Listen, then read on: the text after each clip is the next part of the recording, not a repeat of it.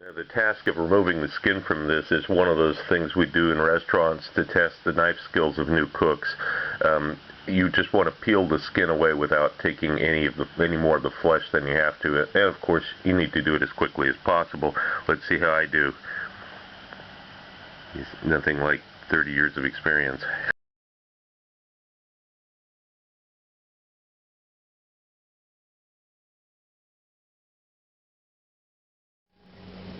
I've weighed out an ounce of the banana chutney. I'm adding an ounce of lime juice. We'll whisk this together first, because it'll be hard to combine later.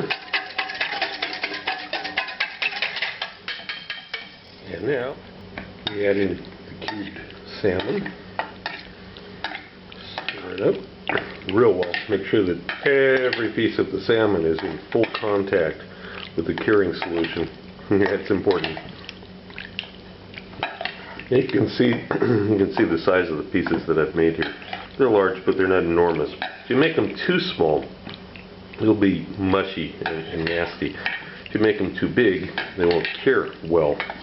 So once you're satisfied that it's thoroughly mixed, then you can put some cling film over it, put it in the fridge. In a pan here, heating up, I have some dried unsweetened coconut that I'm going to toast.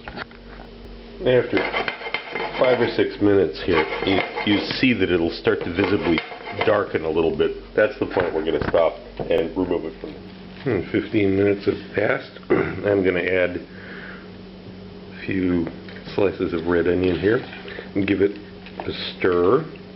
Make sure, once again, that everything's evenly distributed.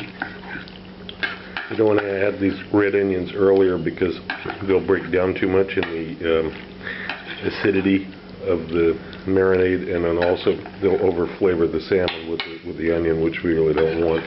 We just want a little bit. So now, just for the sake of safety here, now that these are stirred in, I put the cling film back and we'll return it to the refrigerator once again.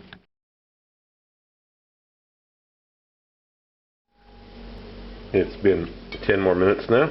Pull this back out. I'm going to add some chopped scallions and a little cilantro to the top of this ceviche.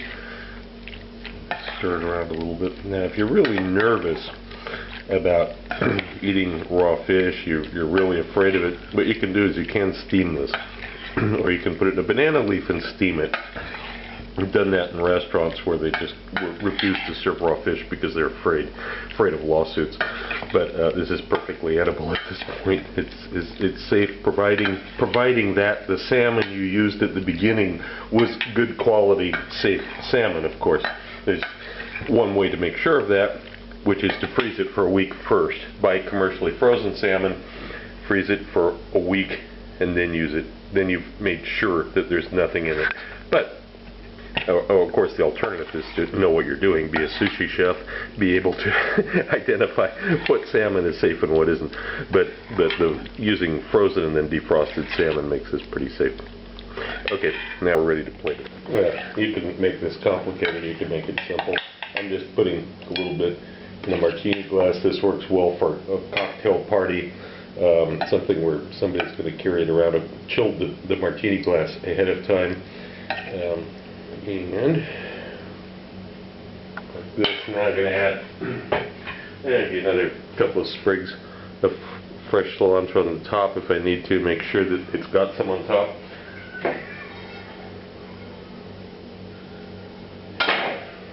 Just a little bit, a few threads of that coconut, that toasted coconut over the top, and that's it, we're ready to serve.